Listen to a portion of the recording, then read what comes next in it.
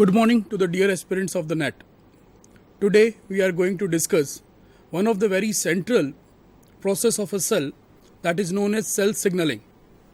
As far as cell signaling is concerned, it is an entire process which involves relaying of a message from the exterior of the cell to bring about the required effect.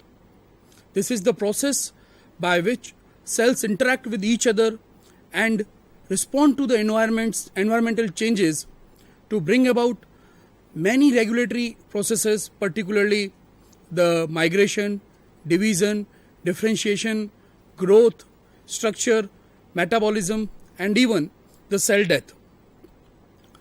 As far as cell signaling is concerned, this entire process involves the synthesis of the signaling molecules, which are mostly extracellular, followed by their release, and then these molecules are being received by only the target cells, and these target cells are having the receptors which are very much specific for the ligand molecules or the signaling molecules, and that particular binding of the ligand to the receptor present on the surface of the cell will bring about the specific response only in the target cells.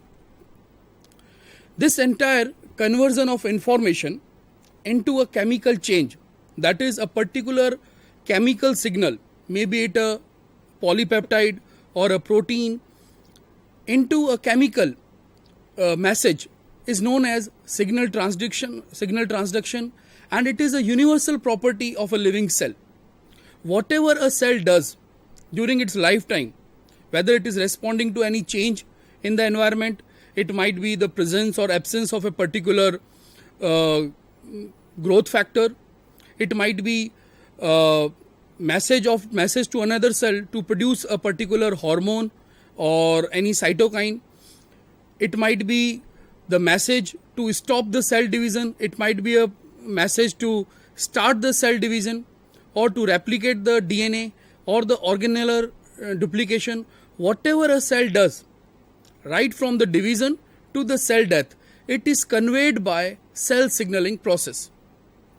As far as the importance of the cell signaling is concerned, the cell signaling provides the means by which a particular organism interacts with their environment. Whatever changes would be brought about as per the change in the environment would be conveyed to the interior of the cell by means of cell signaling. Not only that, cell would interact with each other for so many life processes through the cell signaling process only. The cell signaling also brings about the coordination and the regulation. So, as far as nervous system is concerned, it is a wired network throughout the body, and cell signaling provides a wireless messaging system into the cell, into the entire individual. Additionally, control of various metabolic, physiological and molecular processes are brought about by cell signaling. In addition to that, any environmental cue that is given would be interpreted by the cell and would be described and relayed at the cellular and subcellular level by cell signaling process. If we see the overview of the cell signaling, it largely comprises of three stages or three things. The first is the reception of the signal. A particular cell will produce a chemical molecule that is extracellular, and that particular ligand or molecule would be received by the receptor. Mostly these receptors are present on the surface of the cell. In some cases, these receptors may be intracellular or present in the cytoplasm or the nucleus of the cell. Whatever may be the case, the first step would be the reception of the signal.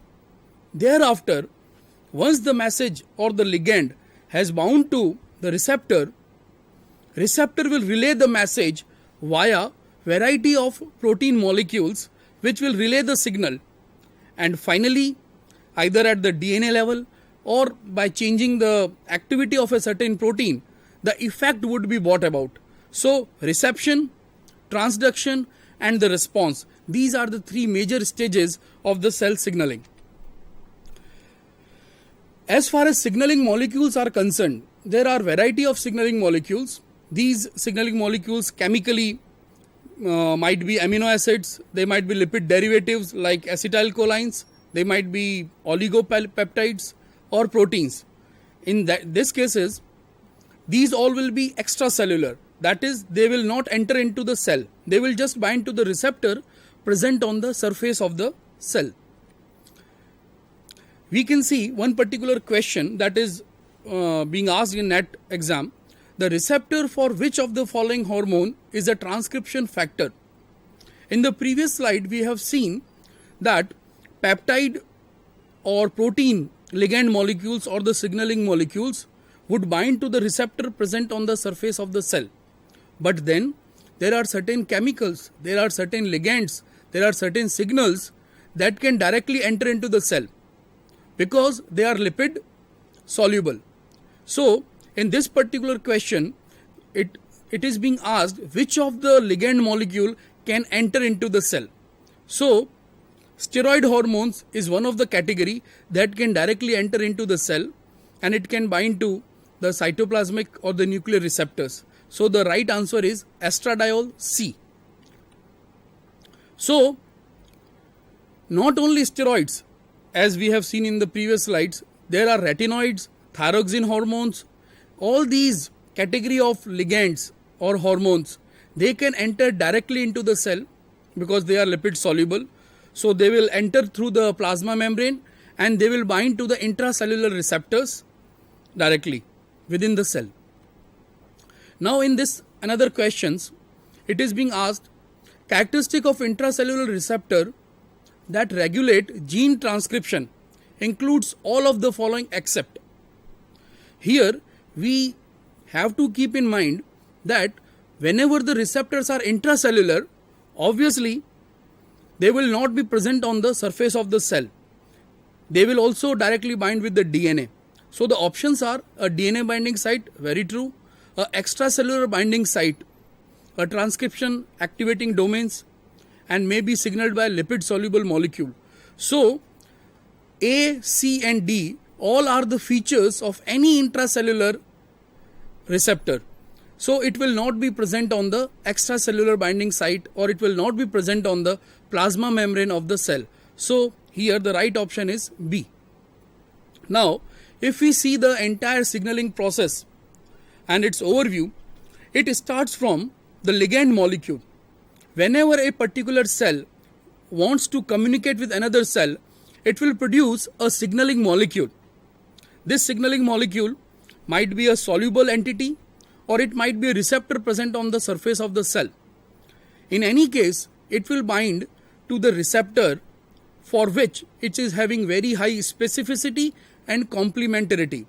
So there is a high specificity between the ligand and the receptor molecule, and the receptor will then relay the message via signal transductions or signal transducers.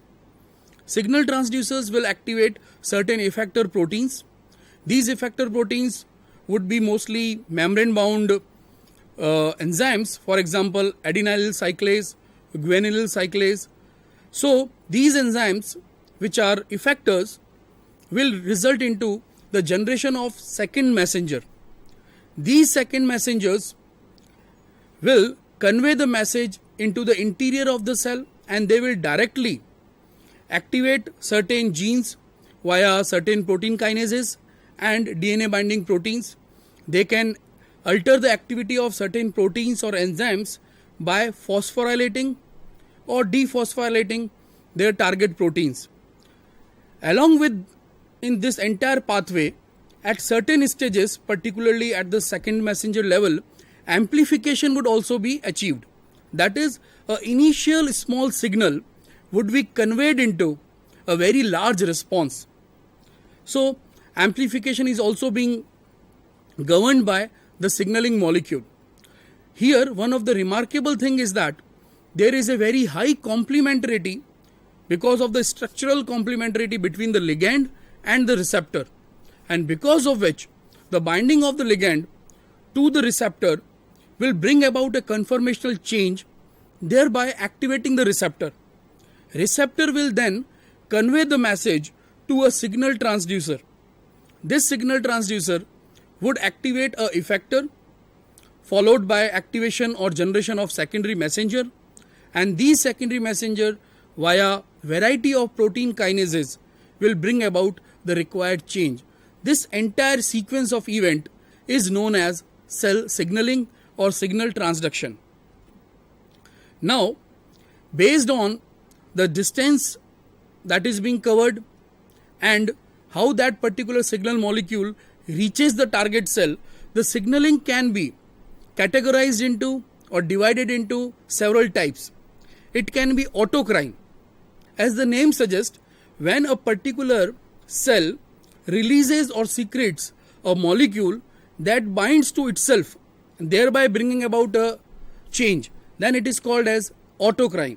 That is, the effect or the signal is being conveyed on the same cell. You can also consider it a kind of self-talk. So where the person who is talking is giving message to himself, then it is called as self-talk. Same way a cell can give message to itself, and then it is called as autocrine. Similarly, when a cell conveys the message to a neighboring or very nearby cell, then it is called as paracrine. When two cells are neighboring or near to each other, but they are interacting with each other via the receptors present on their surfaces. So there is a physical interaction between two receptors present on the signaling cells, then it will be called as juxtacrine. Now when the signal is being transmitted to a far distant placed cell via blood or some other fluids, then it will be called as endocrine. And the signaling that will be conveyed at the synapses, for example neuromuscular junctions, then it is called as synaptic signaling. So all these kinds of signaling cascades or pathways are based on the distances and how that particular signaling is being conveyed. In this particular diagram you can see, in the first one, cell signaling molecule is being conveyed to the very nearby cell. In that case it is called as paracrine signaling. When there are two different kinds of cells, particularly a neuron and a muscle cell, are communicating via a neurotransmitter, let it be acetylcholine, then it will be called as synaptic signaling. When message is conveyed via the blood vessel, then it will be called as endocrine signaling. Similarly, when the same cell which has produced the signaling molecule is responding to that ligand, then it is called as autocrine signaling. This is another diagram to tell different kinds of signaling pathways. Now, in this particular question, it is being asked which of the following is a correct statement. So, such type of questions are being designed in such a way that there might be more than one or two correct statements might be there. So here it is being written, option B, endocrine signaling molecules acts on target cells distant from their site of synthesis. That is true. Paracrine signaling molecules affect target cells only in close proximity. That is also correct. Autocrine signaling molecule affect the same cell from which they are present. It is also true. Synaptic signaling molecules involves neurotransmitters. So all the four options P, Q, R and S are correct. So option D, P, Q, R and S, all are correct. This is the right option. Similarly, in the next question that was being asked, the signaling system that operates over the shortest range, means the distance between the two neighboring cell is minimum. That is possible only in the case of juxtacrine signaling, where the two cells are very much close to each other. So if you will have a look at the options, the option A, that is contact dependent cell signaling, as in the inhibition of neighbor by differentiating nerve cells, that would be the right answer. Now if we see the properties of the signaling signal transduction pathways or the cell signaling, one of the important property or the feature of the signal transduction pathway is the rapid amplification of the initially small signal. Even the message is in picomolar concentration, the effect that would be brought about might be in micromolar concentration. So this is one of the important feature of the signaling cascade. Secondly, it can diverse the entire signal. That is, multiple enzymes and multiple players can be regulated by a single molecule. That is, to bring about the required effect, it's not necessary that it will move unidirectionally. It might activate A, B, C, and 3 different channels or 4 different channels might be activated in a particular signaling cascade. And it is a normal feature of so many signaling pathways. Besides that, it is remarkably specific. So it will not happen like that ki message was for a particular ligand and something else has been activated. Rarely it may happen. So because of the specificity, only those ligand and receptors which are involved, only they will participate in the signaling cascade and the required effect will be brought about. So these are the important properties of the signaling cascades. This entire specificity that we see at every level of the signaling cascade, whether it is ligand, receptor, signal transducer, effector, all these is being achieved by the molecular complementarity between the signal and the receptor molecule. And chemically, it is being mediated by some kind of weak forces which are individually weak, but cumulatively they become very strong, and they are almost similar to other kind of bimolecular association reactions like antigen-antibody interaction or enzyme-substrate reaction. So it is highly specific because of those interactions. Now, if we see the entire signal transduction pathway in entirety, so we will also use Teletop so that we can see the entire signal transduction pathway. So it starts from a ligand molecule. It starts from ligand, and the ligand is received by a receptor. Mostly these receptors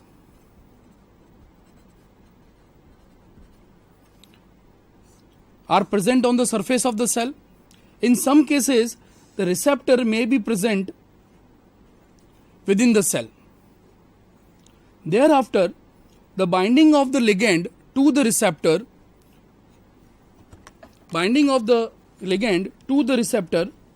may result into activation of ST, that is signal transducer. This signal transducer then will activate effector. Effector molecules are mostly membrane bound enzymes. These effectors would result into generation of secondary messenger.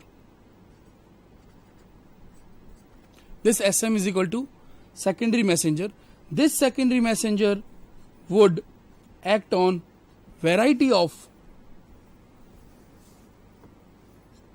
protein kinases, and these protein kinases then might activate certain transcription factors, and because of that, modulation of a particular gene may be bring about, or they may alter protein activity. So, right from the ligand to the receptor via signal transducer and effector through the secondary messenger. This secondary messenger plays a very important role in any cell signaling cascade.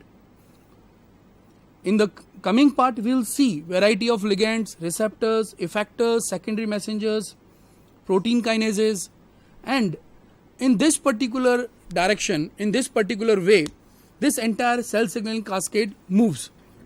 So, you will see this entire signal transduction pathway starts from signal, that is also called as ligand, then move to receptor, then via transducer, effector, secondary messenger, protein kinases, that might involve modulation of gene activity or modulation of enzyme or protein activity and their synthesis. The required effect will be brought about. So this is the entirety of the cell signaling cascade. But here I wish to emphasize one particular thing. Cell transduction pathways or signal transduction pathways are not like express highways. They are like, if you see the Google map, they are like integrating old city maps where everything is being connected to so many things. So there are so many things which are interconnected to each other. Rarely they are unidirectional. They are having crosstalks, they converge, they diverge. So a kind of tree is there instead of a single straight unidirectional path.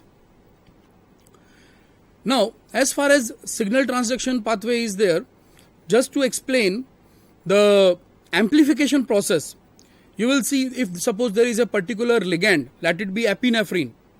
So even if 10 raised to power minus 10 molar concentration of epinephrine is being released by the cell, it will be received by the receptors present on the target cell.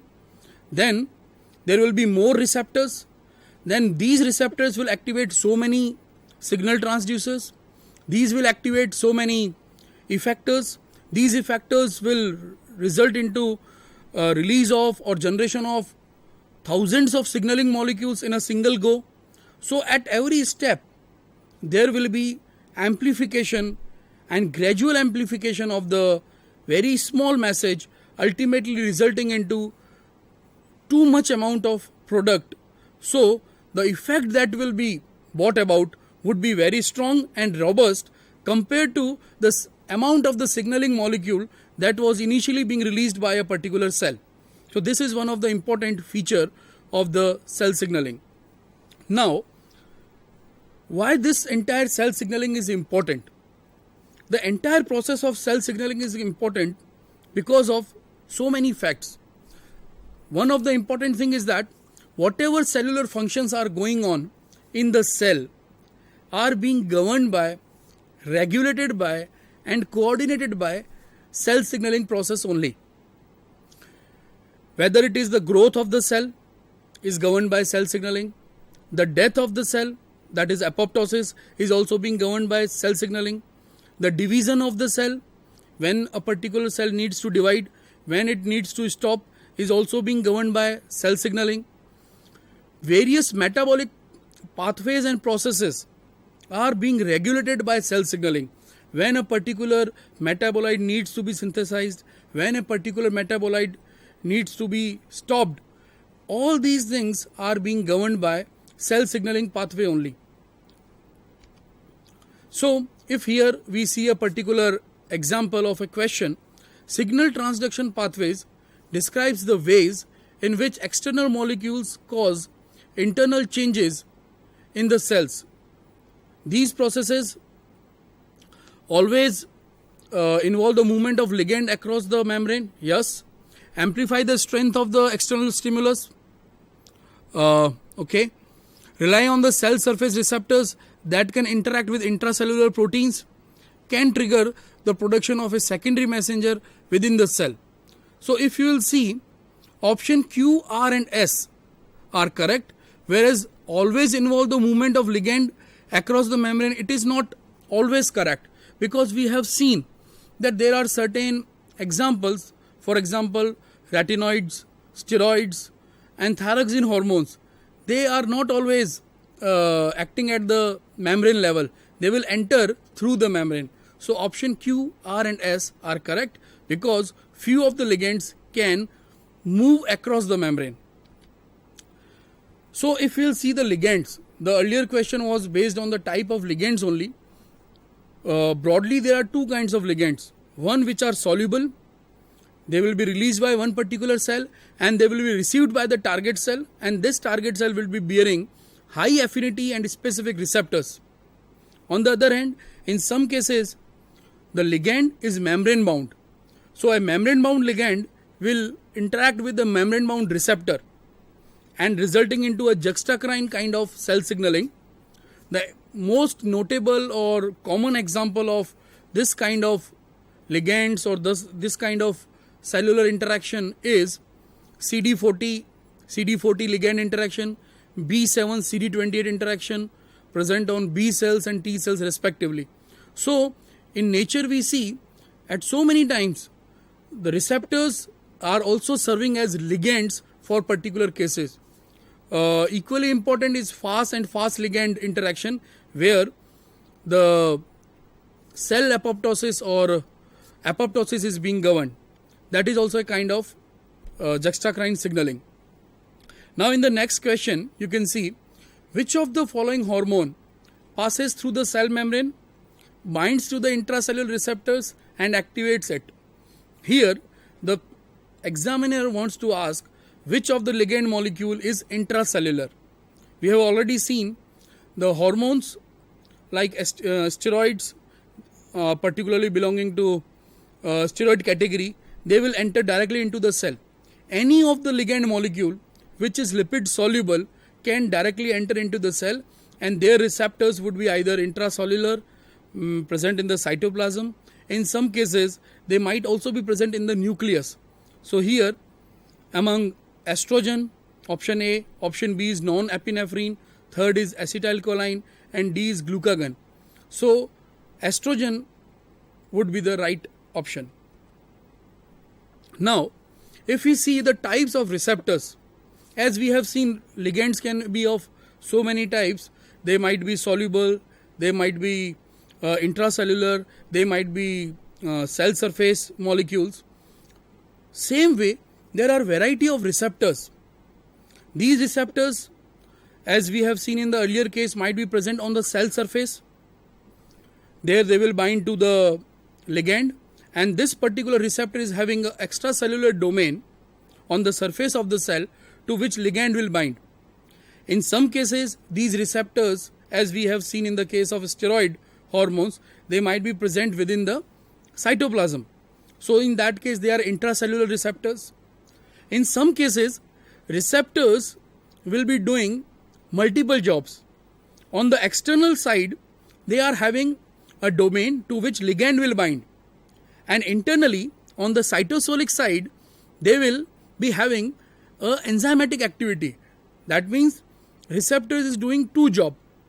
It is binding to the ligand on the outer side, and internally on the cytosolic side it is having enzymatic activity. Most notably, this enzymatic activity would be kinase activity.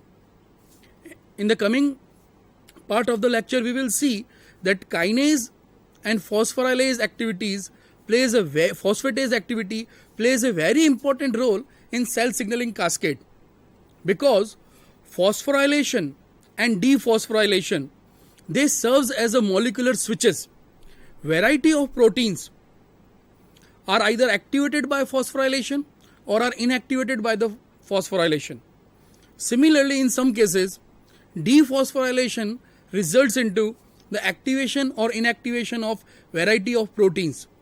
So phosphorylation, that is brought about by kinase, and dephosphorylation, which is brought about by phosphatase, serves as molecular switches by which variety of cellular processes and pathways are being switched on or being switched off.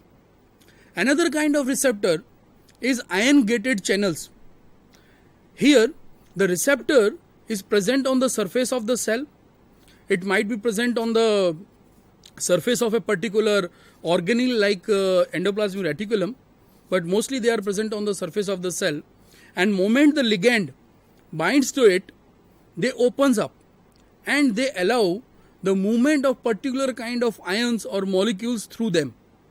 So more or less they are like the gateways where selectively after binding to the ligand, the receptor will allow the movement of certain ions through it. Similarly, certain receptors are like adhesion receptors.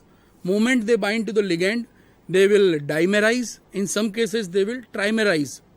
Thereafter, after achieving this dimerization or trimerization, they will activate one or the other signal transduction molecule. So, in nature, as we know, there are variety of ligands. Similarly, there are various types of receptors which are present either on the surface of the cell or they might be present within the cell. One of the very important category of receptor is GPCR, that is G protein coupled receptor. This GPCR is one of the most common or universal receptor that we have seen across the spectrum of the living cells. Variety of signaling cascades, variety of pathways are being governed by GPCRs. GPCR are also known as serpentine receptors because this particular receptor will span through the membrane of the cell through 7 times. So to and fro 7 times alpha helices it will move across the membrane, and because of that it is being known as serpentine receptors. Now in this particular question, the mechanism of signal transduction by steroid hormone differs from amines and peptide hormones because these particular things are already being emphasized, that these molecules which belong to steroid category, they will directly enter into the cell, and here again examiner wants to ask that thing only, that they will bind to cytoplasmic or nuclear receptors and will bring about the gene expression. In this particular diagram we can see major classes of membrane receptors are being shown. Among these 7 major classes of the membrane receptors, GPCRs are universally being chosen during the evolution by so many life processes, and that is why whether it is enzyme catalyzed reaction, whether it is various metabolic pathways, whether it is imaging, or what we can say that olfactory signals or the signals by light, all these pathways are being governed by GPCRs. Another important category is RTK or receptor tyrosine kinase. Receptor tyrosine kinase and all its subcategories, you can consider them synonymous with cell growth and division. Wherever there is involvement of growth or division, you will invariably see one or the other RTK might be involved. Then cytokines, which plays a very important role in the regulation of immune system, as we know that cytokines are the molecules which regulates the intensity and duration of the immune response. These cytokines, they convey the message via JAK-STAT pathway. So JAK-STAT pathway, GPCR and RTKs, these are 3 of the major classes of the receptors and signaling cascades, and we will be discussing about these particular receptors because most of the questions are being asked from these areas. Here we can see the example. JAK-STAT pathway plays a central role in option A, mitogen mediated signaling cascade. Mitogen are those molecules which will result into the division of the cell. Steroid mediated signaling cascades, cytokine mediated signaling cascades, calcium mediated signaling cascades. In this, option C is correct, that is cytokine mediated signaling cascades. Similarly, in this particular question, it is being asked, cytokine receptors have carboxyl terminal domain which show kinase activity. It is correct. Are single membrane, transmembrane polypeptides? Correct. Provide binding sites for non-receptor tyrosine kinase. On option S, provides docking site for the binding of RAS protein. So P is not correct. B, R and S is the correct answer. Similarly, in this particular questions, once again, the question is directly or indirectly being asked on cytokine mediated pathway, that is the JAK-STAT pathway. Which of the following is or are correct about JAK-STAT pathway? Here, we need to understand why it is being called as JAK-STAT pathway. Interestingly, the full form of JAK is Janus kinase, and in Greek, Janus is a god which is having 2 heads. So since this Janus kinase can do dual activities, at one end it is binding to a particular receptor and another end it is having the enzymatic activity. So because of this dual activity, it is being called as JAK. And then STAT The full form of STAT is signal transducers and activators of the transcription. So, which of the following is or are correct about the JAK-STAT pathway? JAK kinases are tyrosine kinase, correct. STATs are the transcription factors and act as the substrate for JAK kinase. This is also true. Cytokine receptors activates JAK kinase. That is also true. SS2 domain in STAT is responsible for the dimerization of the STAT. That is also correct, because when we will see JAK-STAT pathway, what we see, once cytokine binds to the cytokine receptors, it results into dimerization, followed by activation of JAK. JAK will activate STAT, and STAT, which is a kind of transcription factor, as the name suggests, and then it will dimerize. Once it dimerizes, it attains a particular conformation by which it can become accessible to the promoter of the gene of whose activation is required. So after dimerization, they will bring about the modulation of the target gene. So in this particular question, all the 4 statements which are given are correct.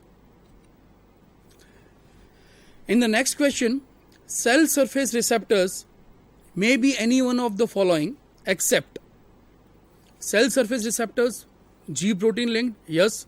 GPCRs, they are cell surface receptors. Enzymatic receptors, yes.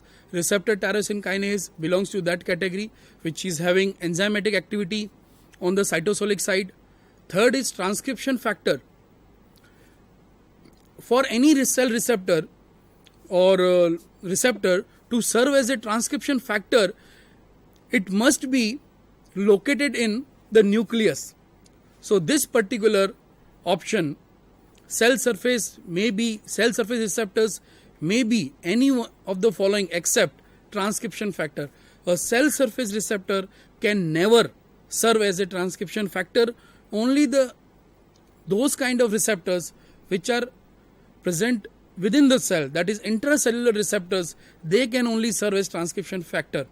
Ligand gated ion channels, they cannot also serve as that particular transcription factors. So the right option is transcription factor.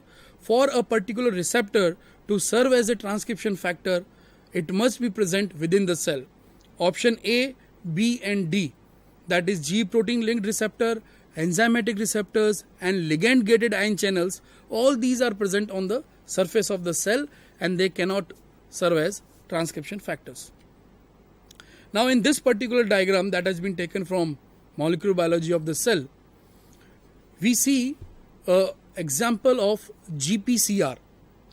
The name GPCR is being given because these are the serpentine receptors. These are the serpentine receptors which are having an extracellular domain. Here the ligand will bind. Variety of ligands can bind to these particular different kind of receptors, and then it spans across the membrane 7 times. So 7 times it will span to and fro across the membrane, so having 7 alpha helices, and here on the cytosolic side it is having a particular domain. This particular domains will interact with the G protein. Whenever there is a GPCR, it means inevitably it will involve a particular signal transducer that is known as G protein. So any receptor which is being coupled to G protein as a signal transducer would be called as G protein coupled receptor. Now why the name G protein? Because G proteins are molecules which are made up of 3 subunits, alpha, beta and gamma, and their activity, active state or inactive state, will depend on their binding with GTP or GDP, and that is why the name G protein. And since the receptors which are coupled with G protein, they are being known as GPCR. Because of variety of reason, GPCRs are one of the universal kind of receptors which are present and which mediate variety of signaling cascades within the cell.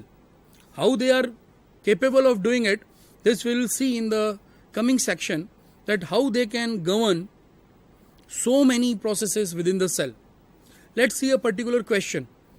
G proteins are involved in relaying the signals through G proteins linked receptors. Which of the following forms of the G protein is considered to be in active state? A G protein bound to ADP, G protein bound to ATP, G protein bound to GDP, or G protein bound to GTP. So the right option is here in this particular case is D, that is G protein bound to GTP. Here what we will see, G protein coupled receptors, there are more than 700 types of GPCRs, and that is why it is one of the very important and ubiquitous class of eukaryotic receptors. Variety of hormone regulated pathways, olfactory signals, or visual images, the messages which are being governed by visual stimuli, they all are being governed by GPCRs. The extracellular domain of the GPCR will connect to the intracellular domain through 7 transmembrane spans, and because of this particular important feature, in so many exams this particular fact is also being asked, ki how many times a GPCR will span through the membrane. Then the intracellular domain is coupled to a heterotrimeric G protein. Heterotrimeric because it is made up of 3 subunits, alpha, beta and gamma. Now besides that, the heterotrimeric G protein is composed of 3 subunits, G alpha, G beta and G gamma, of which G alpha would reversibly bound to GDP or GTP. When it is bound to GDP, it will be inactive, or you may consider it as switched off, and whenever it is bound to GTP, then it will be switched on. This is one of the very important feature of G proteins. If they are coupled to GDP, off. If they are coupled to GTP, switch on. Now among the 3 subunits, alpha, beta and gamma, it is the G alpha that will reversibly bound to GDP or GTP. This particular fact has been asked in the NET exam so many times. We can see that particular thing in the coming questions. Now in this particular diagram, a particular membrane receptor is being shown, which is inactive. Any receptor would remain inactive until or unless the ligand comes and bind to it. The moment the ligand, which might be a hormone, which might be a light ray, which might be a particular kind of smell, when it will bind to that particular receptor, there will be a conformational change in the cytosolic side of that particular receptor. So the G protein, which is inactive, will be attracted to that particular conformational change, and it will bind to that particular receptor, in which there is a conformational change brought about by the binding of the ligand. Now this particular G protein, particularly the G alpha unit, will bind to GTP. Moment it binds to GTP, it becomes active, and then it will dissociate from beta and gamma. If we will concentrate on the diagram of the G protein, you will see it is made up of 3 subunits, G alpha, G beta and G gamma. Here it is very important to remember that G alpha and G gamma, they are bound to the membrane, whereas G beta is not. So in some exams it is also being asked which of the subunits of G proteins is bound to the membrane. So right option would be G alpha and G gamma. G beta is not directly bound to the membrane. Now we are coming back to the issue. Now once this particular G protein, particularly the G alpha subunit, is attached to GTP, it will dissociate from beta and gamma, and now it will move to another player in the entire cascade, that is effector. The effector molecule once again would be a membrane bound enzyme. In this case it might be adenylyl cyclase. In some cases it might be guanylyl cyclase, which will convert cyclic AMP or which will convert AMP into cyclic AMP. The entire process would be like that. It will bind to ATP, it will dissociate inorganic pyrophosphate, and cyclic AMP would be generated. This particular effector molecule, depending on its turnover number, may activate so many, will result into generation of so many cyclic AMP molecules. For example, suppose if its turnover number is 10,000, so 10,000 cyclic AMP molecules would be generated in a single activation. So the entire signal would be amplified by 10,000 times at this particular stage. So the activation of effector molecule, which is an enzyme, will result into generation of secondary messenger. So this is the first part of the cell signaling pathway, where the binding of the ligand will bring about the conformational change in the cytosolic domain of the receptor. Thereafter it will bind to the G protein. The activation of G protein by binding to the GTP will result into its activation and dissociation from beta and gamma, and its binding to the effector protein. The effector protein on activation will result into generation of so many secondary messenger. So the amplification is also being achieved at this particular step. So this is how the entire cascade takes place. Binding of the ligand to the receptor resulting into the conformational change, then its binding with the G protein, activation of the G protein followed by its dissociation. Now this G alpha protein bound to GTP, that is in its active state, will now move towards the effector, which is a membrane bound enzyme. Now the binding of the activated G alpha protein to the effector results into the activation of the effector molecule. Now this effector molecule, which is an enzyme, will convert so many ATPs into cyclic AMPs. Now this cyclic AMP is very important. This cyclic AMP serves as a secondary messenger. Why it is being called a secondary messenger? The reason is the ligand molecule, which was the primary messenger, remains outside the cell. Within the cell, whatever is need to be done to bring about the effect would be done by the secondary messenger.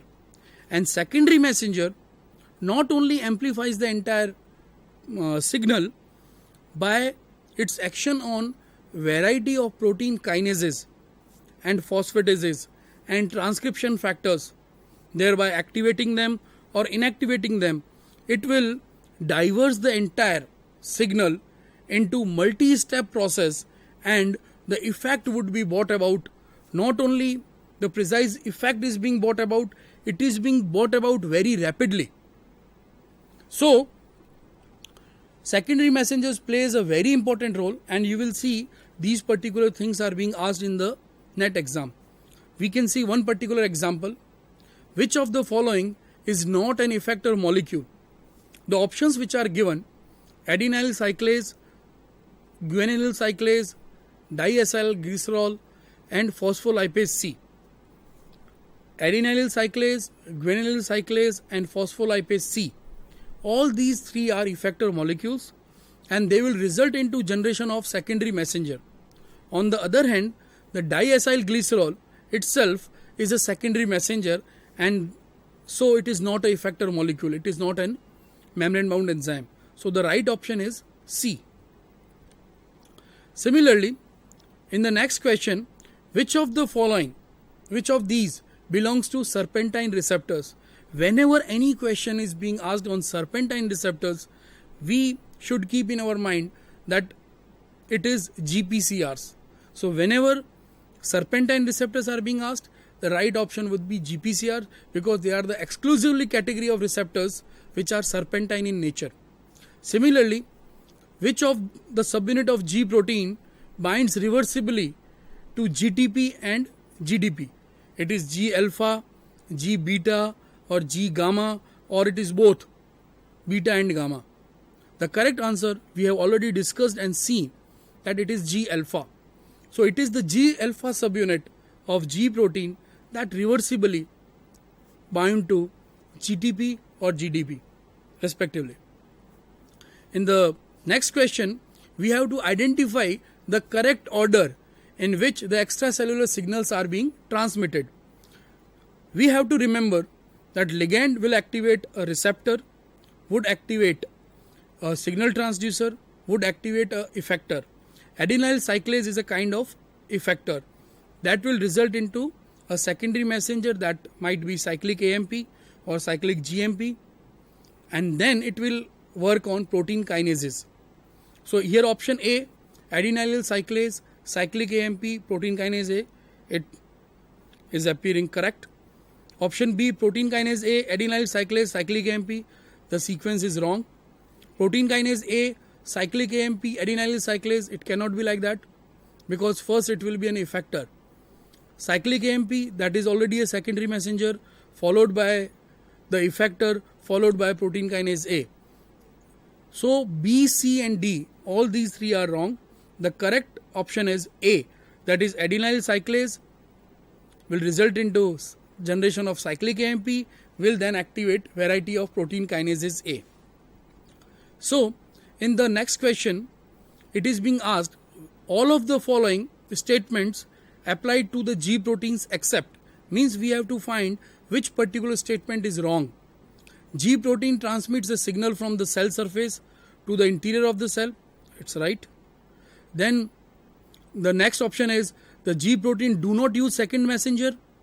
It cannot be like that because second messengers are a very important feature from GPCR to G protein to adenyl cyclase and cyclic AMP. So secondary messengers are required. So the wrong option is, means we have to identify the thing which is wrong is option B only, because C, all G proteins have similar structures, that is very true, and G proteins amplify the signal creating a cascade response in the cell, that is also correct. So option B is incorrect.